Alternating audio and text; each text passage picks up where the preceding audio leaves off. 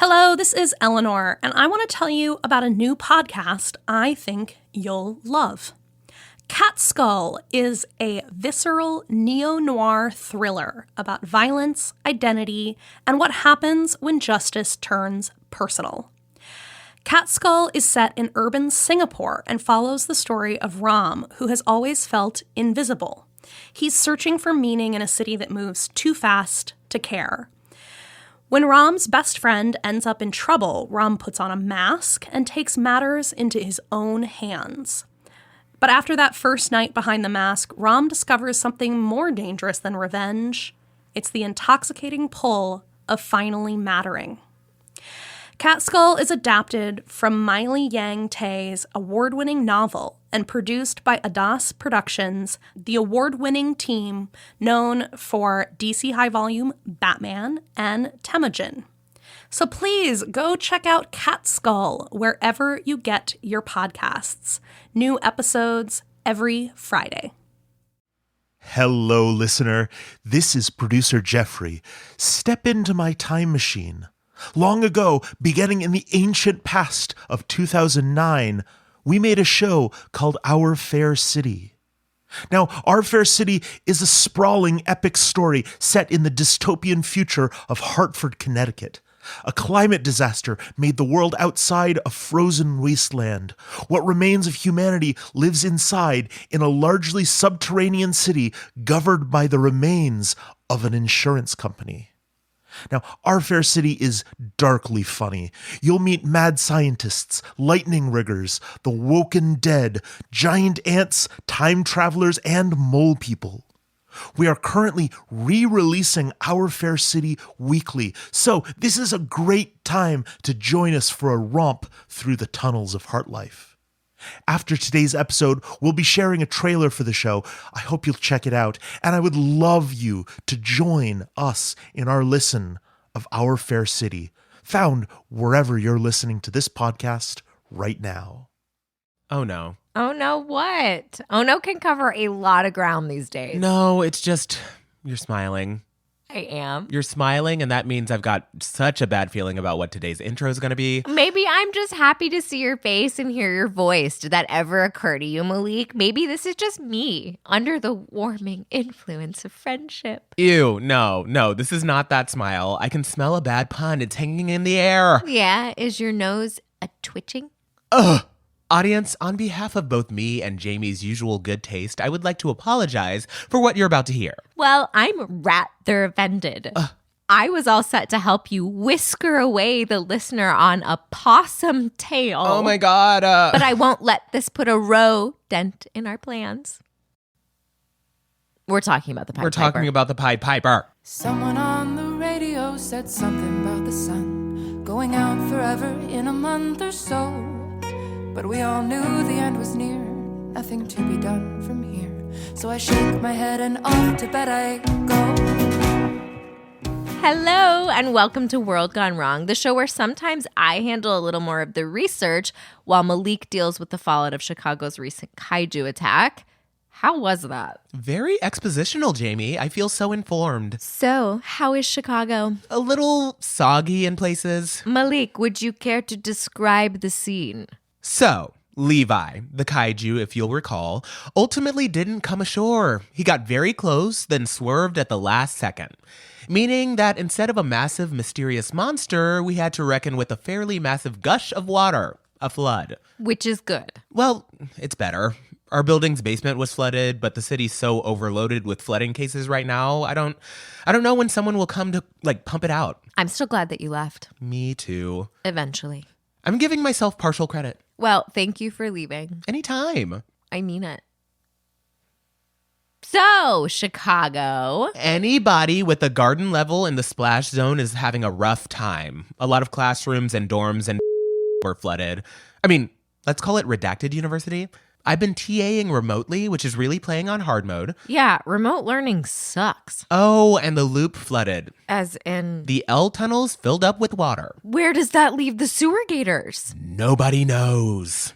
I don't think anyone's been down there since. Okay, that feels bad. Oh, probably, yeah. We've had emergency bus services while the water drained. To be honest, it still smells damp down there. I know people who are nervous about taking the L, at least the parts that go underground. Both ride-sharing apps have been in perpetual surge mode. Nice to be a ride-sharing app. Yeah, almost suspiciously nice. Wait, do you think there's a chance that something's up? If you're asking me if this was all a conspiracy to destroy public transit so that Uber could get more business? For the record, I'm not doing that. Yet. That would be reckless rumor mongering. But if I was gonna mong a rumor... Yeah? With major trepidation. Yeah? Actually, I don't know if it would be that one. From what we've heard, Levi is so big and there are so many unknowns around him, I don't think we've got any sense of who's pulling the levers on that one. If anyone. Speaking of pulling levers. Hang on, what? Because lab rats are sometimes in experiments where they pull little tiny levers. They're also sometimes in experiments where they drive little cars, but I don't think that you can transition from traffic to this. Oh, I'm sorry. I didn't know I was talking to Segway Cop. Coming soon to CBS. No, sorry, I can't finish that joke. We already have way too many cop shows. True. So, okay, the Pied Piper. I'm sorry, listeners, I've got a bad case of the stacking catastrophes. The human condition right now. Continue. I'm not even talking about the flood. Last week, I was at work participating in capitalism, taking orders and slinging food. Suddenly, Marco runs out from the kitchen yelling. What was he yelling? I don't remember too clearly because of what happened next, but if I had to guess, I'd say it was oh shit. So he's how you found out? In a manner of speaking. You see, Jamie, a wave of rats was running right through the restaurant. No. Yeah. You were in the pathway. Directly. And when I say wave, I mean a wave. Wide, long, high, dimensional. Ugh. That word has never sounded so disgusting. Yeah, utter pandemonium. People are jumping onto chairs, jumping onto tables, jumping onto each other. Ooh, I hate this. Oh, I was also not a fan. This guy, this really good-looking guy, leaps into my arms, literally into my arms. Meanwhile, I can't even enjoy it because my feet are covered in a moving blanket of rats. Ugh, blanket? No. Did you talk to him after? Because that's kind of like Jamie, I swear to God, I swear to any God, if you use the phrase meet cute... Okay, yeah, this wouldn't make it onto the Hallmark Channel, but... Girl, he was screaming in my ear. Also, we shouldn't neglect the rats of the whole situation. I'm sorry, yep, that was insensitive. Yeah, it was. Insensitive. I mean, I did get his number, but that's not... You did? We trauma bonded, okay? I'm probably not going to call him again. It doesn't matter. My point is, eventually, the rat wave stopped. My manager actually closed early because nobody was going to buy more food from us after that. Oh, the rats came in from the kitchen. They actually came in from the back alley through the kitchen. But you can only shout that so many times before every paying customer is just a customer-shaped hole in the wall. How many was it, do you think? I could not begin to tell you, Jamie. I didn't measure the moment in rats. I would have lost my mind. 525,600 rats. Yes, Jamie. Yes, I'm gay, okay? Okay, all right, but how long did it take? I'm gay and stressed. I don't know. According to the clock, less than 30 seconds. According to my nervous system, an entire throne, start to finish. I'm so sorry. That's horrible. Are you? I am. I know I keep making jokes, but I really am. How are you doing? Girl, you tell me. Okay, totally fair. I mean physically. Like nobody would be okay mentally or emotionally after that, but did any of them bite you or scratch you? If a single one of those rats had done anything other than scamper over me, I would not be broadcasting my half of this podcast from my bedroom. You would have to dial me in from a Ouija board. Worst day of my working life. And given that you sometimes work in food service. And don't get me wrong, there are those perfect days, when it's busy but not too busy, when the tips are high and the customers are reacting well to my numerous charms. And on those days, I don't mind being a server. I mean, I couldn't do it forever, but I'm good at it. But the lows can be low before you factor in the faceless people or the night this time-displaced person tried to cash in a coupon that expired 15 years ago. What? Yikes. Yeah, and they got so mad when I pointed it out. It wasn't even for our restaurant. It was a coupon for this place that was there before us. Okay, but back to the matter at hand. So eventually the rat subsided. Thank God, yeah. I got home and Riley was glued to the news. They're the one who told me that it was the Pied Piper.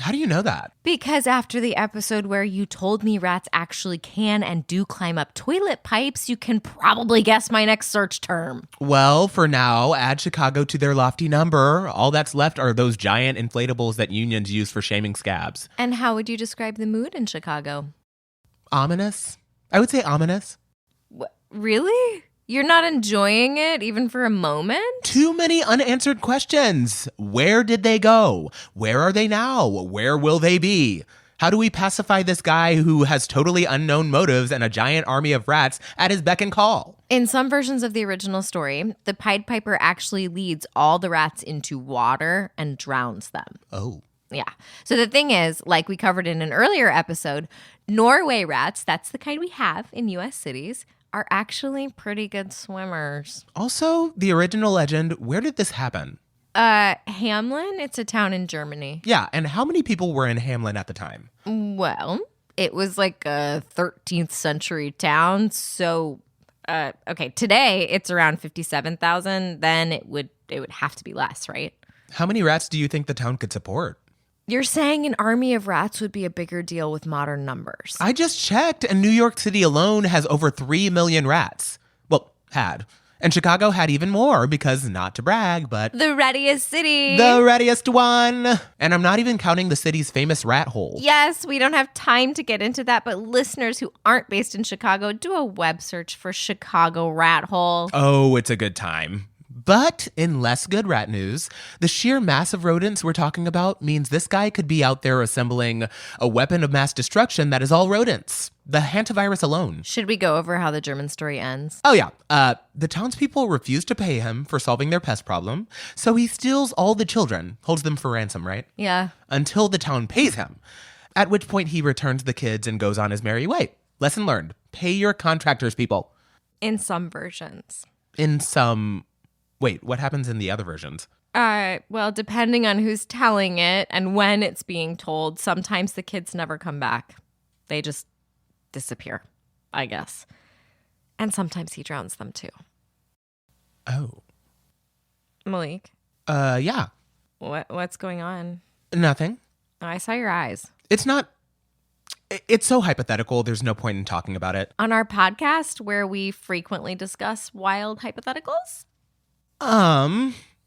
Well, Charlotte, North Carolina is a big U.S. city with a lot of rats, and it's kind of in his path. I've got a sister and a brother-in-law in Charlotte, and a 5-year-old niece. Oh, shit. Yeah. He seems to be heading north, though. He might not, loop back down. Or he might. It's just weird. Like... You've got this nervous system from back when danger meant a tiger on your heels, and it's screaming for you to do something, run somewhere, protect the people you love, but nothing in our lives is designed that way anymore.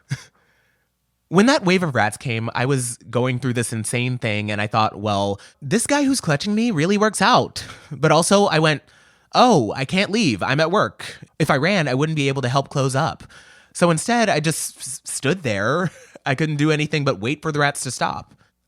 I'm going to have to go to work tomorrow, And I'll smile at customers and make jokes about how many sauces we have, but the possibility of danger is still there. What are we supposed to do with it? And God, knowing that's the world, knowing my family is going through this, my niece is 5. She's 5 and she likes princess movies and slime with glitter and coloring where she's not allowed. And now I have to think about this? I have to imagine the worst thing that could possibly happen to my family? How am I supposed to not think about it? But if I think about it, how am I supposed to do anything else? Hey, this feels like a moment for a commercial break. Yeah. Thank you.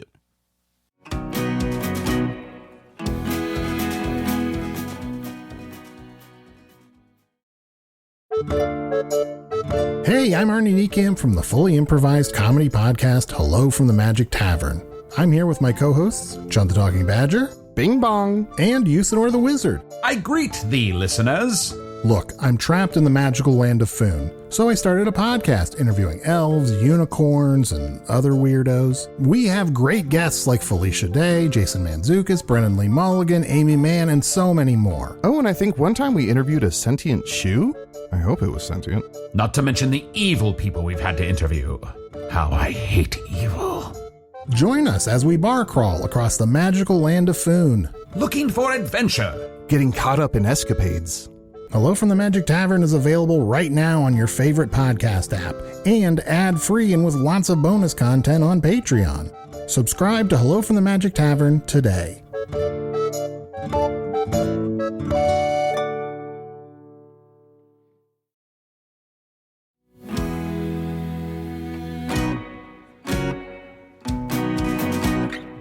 Welcome back to World Gone Wrong. We were talking about how there is functionally no future to plan for anymore. Okay, I know this isn't enough, but at the very least, we should probably call the mayors of every city the Pied Piper visits and make sure they're willing to pay for the rat removal. Like, start a mass movement, write letters, raise money if we have to. And you're not wrong, but also, has he even demanded money yet? Not that I've seen. See, this is what I mean. We don't know what he's trying to do. We don't know how he's trying to do it. What if he bypasses the mayors and goes straight to the president? And given who's in charge now... I know we said we weren't going to talk about the whole presidential situation. I know, it's so deeply, deeply fucked, but do we really trust Big Red to handle this? About that. Yeah. Photos have allegedly surfaced of the Pied Piper and the dragon at the same party. What? You're kidding. No, I'm not. This is a bad joke. It's a stupid bit. It is. It's just also happening. Shit. And I want to be clear here, and not just because slandering a dragon on a publicly available podcast feels like a bad idea for all kinds of reasons. It could be Photoshop. It could be a deep fake. It could be... I've been to parties where I was not friendly with everyone there. We don't know for sure. And even if they're friends, they might not be in cahoots about this. But it could be cronyism between a rat-charming child thief and the highest U.S. office in the land. So we don't even know if the president will... I mean, he's a big, angry dragon, so what would he even do if he was trying to help us? Threaten to broil this guy? If he was on our side, I would be worried too, but knowing he might not be? Ugh! I mean, do you think if the Pied Piper is in some sort of cahoots with him, our elected American president will just let all those people, all those kids... I don't know. If he really is siding with the Pied Piper, maybe the dragon will be able to give him what he wants and keep him happy. But while we don't know, it does feel dangerous to speculate. I know. I just hate not knowing. Oh, yeah, it is the worst. It's the tiger brain thing again, right? Back in the old days, either something was chasing you or it wasn't. Yeah, you didn't have to, direct all of the machinery of your panicking brain to a maybe. We're not made for this ambiguous world we created. And I hate that we can't know. I hate that we live in a reality where we have to raise these questions about the person, the entity, whoever's supposed to be leading us. And you know what the irony is? We actually don't have the dragon's birth certificate? No, it's... Oh my God, we don't. We don't have proof he was born here? Doesn't that mean... Unfortunately, by the time someone raised the issue in a way he couldn't dodge or, raise the issue out of fire-breathing range, he'd already been elected. And there's no political, apparatus in place to take someone out of office for this. The rule is supposed to stop a person, or, not just a person. A being. Right, from being eligible to run in the first place. And probably what would need to happen is something like an impeachment. And given how much of Congress is Republican, they would need the political courage to stand up to a leader who is A, a dragon, and B, the creature that is all set to help them ram through their policies. And call me cynical, but I don't see that happening. No, you're probably right. Ugh. If we can veer a little closer to back on track, a question for you, something hopefully a little less depressing or less existentially terrifying. That's a low bar. True, but maybe, I don't know, maybe focusing on what info we do have might help us not completely lose our minds. Okay, ask away. How is Chicago doing without rats? What do you mean? Ecologically. Who's out there picking up the slack for rats? I mean, look, it's probably too soon to say, but Chicago's still an environment, right? And it's still kind of an ecosystem, even if a lot of that ecosystem is made of creatures that didn't originate there, like pigeons. Chicago pigeons aren't from Chicago? Without getting into a debate about how long you have to live somewhere before you can be from it. Yeah, of course. My dad was telling me about this. Europeans brought them over in the 1600s. Why? I think food mostly. Are pigeons? Do they taste good? These were domestic. They were farmed pigeons. And then some of them escaped and went feral. And like a lot of us, they happen to be really good at adapting to city life. Do not make me picture like a young feral pigeon flying to Chicago with nothing but a suitcase and a dream. And a tiny little hat. My point being... The point, yes. Back to the matter at hand. The Chicago ecosystem. Do rats fill any purpose such that without them, there are problems? Like, obviously, the loss of the lab rats is not ideal. Yeah, and depending on what those experiments were, maybe not great for us either. Yeah, we're losing years of research. I meant more directly for us. I don't think the scientists at University of Chicago are teaching their lab specimens how to go for the jugular or something. If anything, maybe we'd wind up with a generation of wild rats they're so good at mazes. Let's see, ecological niches. Do rats eat any pests that nobody else eats? They seem to be the main carrion eaters in most cities. Also, they eat, are you ready for this? Mm-hmm. Baby rabbits and baby feral cats. So it might be interesting to track what those populations do in Chicago if you don't think about the visual. We know they eat human waste, but we've got treatment plants for that. You know what? It might be less food for the sewer gators. Ooh, right. Although we definitely still have mice. You do? I guess that makes sense. Now that I'm thinking about it, they might actually rush in to take the territory ceded by their rat brethren. Very Game of Thrones. It's a good day to be house musculus. I have heard anecdotally that rats and mice are territorial. If you've got one, you generally don't have the other. So let me just make a little note. For who? Oh, my dad asked about it, the ecological impact of the rat thing. Ooh, Dave, how's he doing? Oh, he's good.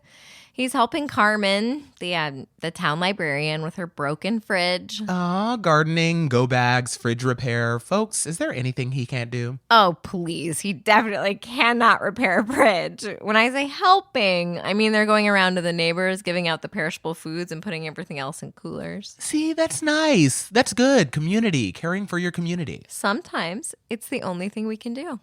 Is that where we should direct the tiger senses? Channel it into reaching out, taking care of your people however you can? We've got a few friends in garden apartments. I should probably make sure they have some place to stay. That sounds like a good idea, yeah. Yeah, I think I want to also... Hang on. I think I'm going to pop into the old sibling group chat for a sec. Just, ask my sister to keep their passports updated. If the Pied Piper pays a visit to Charlotte, maybe their whole family can take a little vacation to Alberta. See the sights. I think they've both been hoarding their time off in case something comes up. That's good. That's smart. Or I guess they could go to any city that doesn't have much of a rat problem. Like something on the East Coast that wasn't targeted yet? I don't see him doubling back to New Hampshire. I wish I could host them here, but it'd be the same problem. Yeah. How are you feeling? I miss them. That sister and her family.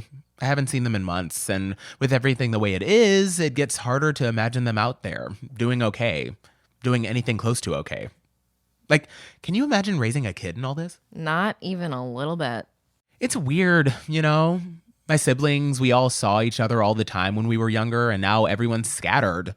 Whenever something like this happens, I just invite them into my home, bake them some bread, be scared together. Totally. When I look back on my childhood with nostalgia, maybe part of what I miss is when most of my loved ones lived in the same place. I didn't have to, disperse my love all over the map. Hang on, speaking of which, Carmen's fridge is broken? Yeah, what's your question? Are you guys safe out there? Is there a monster targeting appliances? A kitchen gremlin? No, her power's out. Is there a monster targeting the power? I don't think so. You know how it is. Just because most of what goes awry now is weird doesn't mean the mundane shit has stopped happening. Sometimes things break for normal reasons. Wires fray, the grid gets overloaded, a pronghorn headbutts a generator. A pronghorn? I'm kind of joking. But they're these little antelope type creatures. Oh, that's so cool. Oh, they are cool. They are the fastest mammal in North America. I wish you could see one. Well, through the magic of a quick image search. No, I mean see one. Why, Jamie? Is that an invitation? Oh my God, wait, would you consider coming? Holy shit, are you kidding? I mean, I would have to check my schedule, check your schedule, check flight prices, but if it can all work out, I'd love to. I've been looking at airline tickets from Chicago to Colorado for a while, and since that creature tore a wing off that plane over the Atlantic, prices have really been dropping. Like the plane did. Malik. I know. I'm sorry. But thank God it happened over water. True. Any sign of the creature scent? I haven't heard anything about it. So it's probably safe, right? Well, most of the airlines release statements about the extra engineering they've done to keep everything in one piece.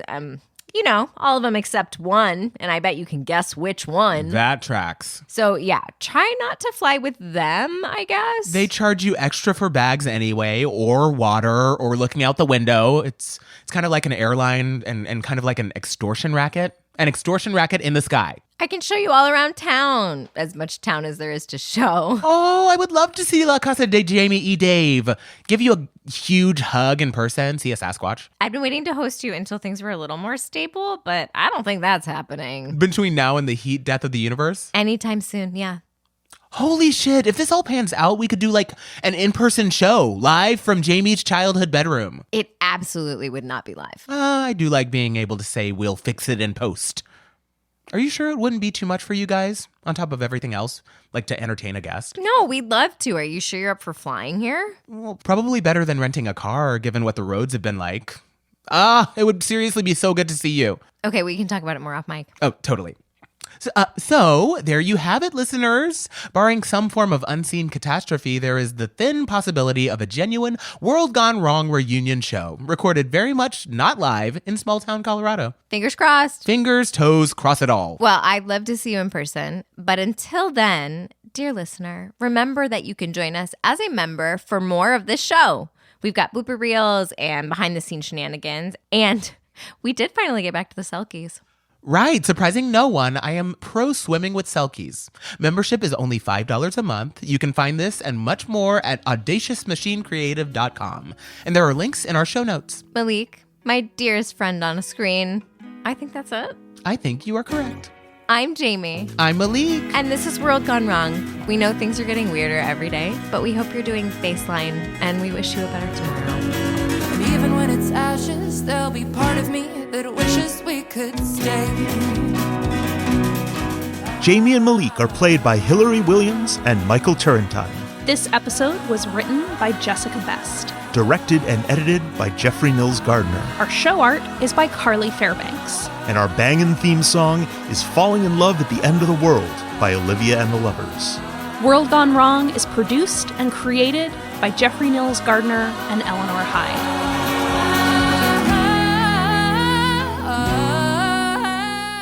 This is a production of Audacious Machine Creative.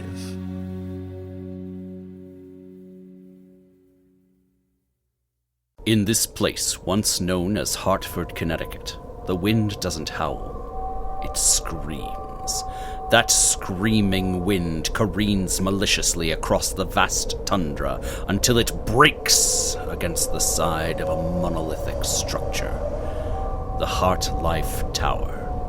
Former home of the Heart Life Insurance Company. Dear listener, these are the true dramatizations of our fair city's glorious history. You will meet the brave bureaucrats that keep us safe and orderly. Sorry for the confusion. MURDER is actually an acronym for our department. An unfortunate coincidence. The abominable mole people who dig the tunnels that keep us warm. They don't exist. There's no such thing as ant people. Mole people. And the most dangerous villains of all. Scientists. I swear, I'd forget my head if it wasn't sewn on. To say nothing of lightning riggers, time travelers, and simple interns, every policy has a story to tell. Join us, dear listener, for the tale of our fair city, wherever you listen to podcasts. And remember, you owe everything to Heart Life. All the life you'll ever need. Hello, Eleanor here, and I am here to talk about the wonderful new fiction podcast, 2000 and Late. 2000 and Late is a new fiction podcast from the creator of The Bright Sessions. It is a dark comedy that grapples with the havoc of our current moment and tries to find the hope inside of it. The show follows Harper, a 36-year-old nihilist whose life is upended when she's possessed by a demon hell-bent on bringing about the apocalypse.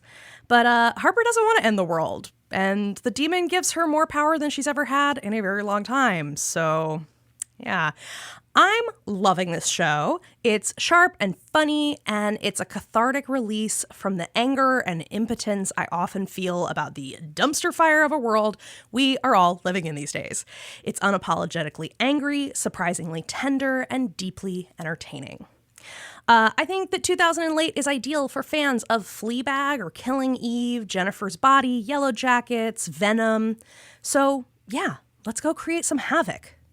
Oh, and also, Jeffrey worked on this. Jeffrey is the sound designer, and that's also really cool. So please go check out 2000 and Late wherever you listen to podcasts.